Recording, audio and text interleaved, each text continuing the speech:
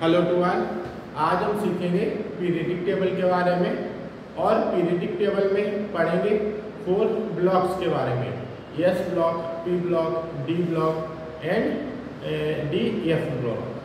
Next हम last में पढ़ेंगे पीरियडिक टेबल में पाए जाने वाले एक्सेप्शनल एलिमेंट्स के बारे में, जिसे हम बोलेंगे एक्टिनॉइड्स। तो हम यहाँ पे पढ़ेंगे फर्स्ट 2 ग्रुप के बारे में, फर्स्ट 2 मेन ग्रुप के बारे में, जिसे हम यहाँ पे बोलते हैं S block and P block. तो यहाँ पे हम बात करेंगे पी ब्लॉक की। तो पी ब्लॉक में हम सीखेंगे ग्रुप 13 to 18 में पाए जाने वाले एलिमेंट्स के बारे में, 13 to 18 ग्रुप में पाए जाने वाले एलिमेंट्स के प्रॉपर्टी के बारे में। तो हम यहाँ पे देखेंगे 13 to 18 ग्रुप में पाए जाने वाले एलिमेंट्स का जो कॉन्फ़िगरेशन है वो यहाँ पे है NS2 NP1 to 6। नेक्स्ट हम यहाँ पे देखेंगे कि जो एस एंड पी ब्लॉक है उसे मैन ग्रुप भी बोलते हैं, क्योंकि मोस्ट इम्पोर्टेंट जो एलिमेंट्स है वो 2 ब्लॉक में पाए जाते हैं, S block, P block. Next हम यहाँ पे इसे बोलेंगे मैन ग्रुप। नेक्स्ट हम मैन ग्रुप को बोल सकते हैं रिप्रेजेंटेटिव एलिमेंट्स या एलिमेंट। नेक्स्ट हम यहाँ पे सीखेंगे ग्रुप 15 के बारे में। तो हम यहाँ पे देखेंगे कि लेफ्ट साइड में पाए जाने वाले जो एलिमेंट्स हैं वो मोर रिएक्टिव है as compare to right side, because left side elements have metal property and right side elements have non metal property. Next हम यहाँ पे सीखेंगे नाइट्रोजन फैमिली के बारे में। तो हम यहाँ पे पढ़ेंगे नाइट्रोजन फैमिली में नाइट्रोजन के बारे में एंड फास्फोरस के बारे में एंड एसपी के बारे में, बीआई के बारे में। तो हम यहाँ पे सीखेंगे कॉन्फ़िगरेशन ऑफ नाइट्रोजन फैमिली, और वो है यहाँ पे NS2 NP3। नेक्स्ट हम यहाँ पे सीखेंगे atomic and ionic radius of 13 to 18 group के बारे में।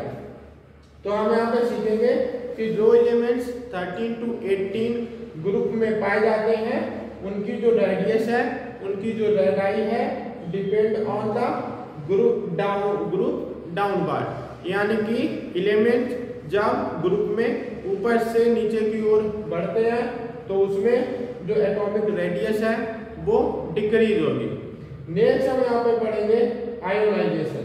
तो आयोनाइजेशन हम कंपेयर करेंगे ग्रुप यहाँ पे 15 to 14, 15 to 16। तो हम यहाँ पे पढ़ेंगे ग्रुप 14 में पाए जाने वाले जो एलिमेंट्स हैं उनकी आयोनाइजेशन जो एंथैल्पी है वो greater than 14 group because of their size. Next हम यहाँ पे सीखेंगे ग्रुप 15 में पाए जाने वाले जो एलिमेंट्स हैं उनका आयोनाइजेशन एंथैल्पी मोर देन होगा as compare to group 16 because of their valency. Next हम यहाँ पे सीखेंगे एलोट्रॉपी के बारे में, एलोट्रॉप्स के बारे में। तो हम यहाँ पे सीखेंगे एलोट्रॉप 15 ग्रुप में पाए जाने वाले जो एलोट्रॉप्स हैं उनकी प्रॉपर्टी सेम है compare to similar to S block, P block. Next हम यहाँ पे सीखेंगे जो नाइट्रोजन है उसकी प्रॉपर्टी एक्सेप्शनल है। नेक्स्ट हम यहाँ पे सीखेंगे कैटेनेशन। तो कैटेनेशन में हम पढ़ेंगे यानी कि acquire obtain of positive charge. तो यहाँ पे जो एस ब्लॉक है, पी ब्लॉक है, उसमें 13 to 18 ग्रुप में पाए जाने वाले जो एलिमेंट्स हैं उनके बीच में जो बॉन्डिंग है वो ट्रिपल बॉन्ड है। नेक्स्ट हम यहाँ पे सीखेंगे कि जो कैटेनेशन प्रॉपर्टी है डिक्रीज होती है डाउन साइड ग्रुप में। नेक्स्ट हम यहाँ पे पढ़ेंगे ऑक्सीडेशन ऑफ ग्रुप 13 to 15 की। तो हम सीखेंगे +3, -3 एंड +5।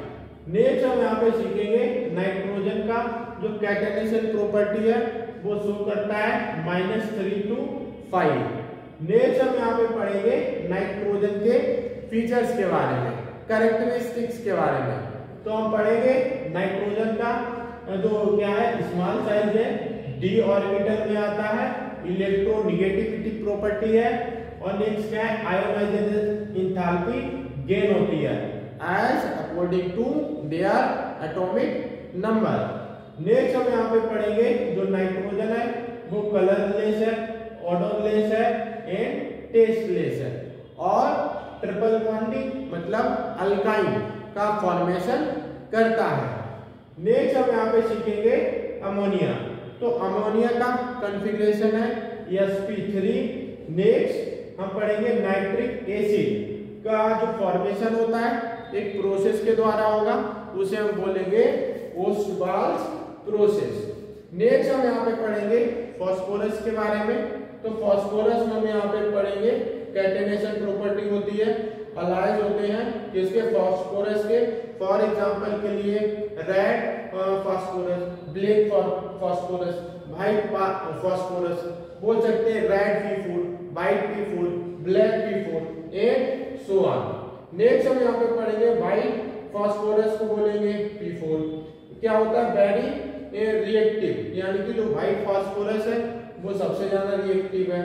नेक्स्ट है ग्लो इन डार्क, यानी कि अंधेरे में चमकता है। नेक्स्ट है वैक्सी नेचर है, इनसोल्यूबल है एंड लो टेम्परेचर है।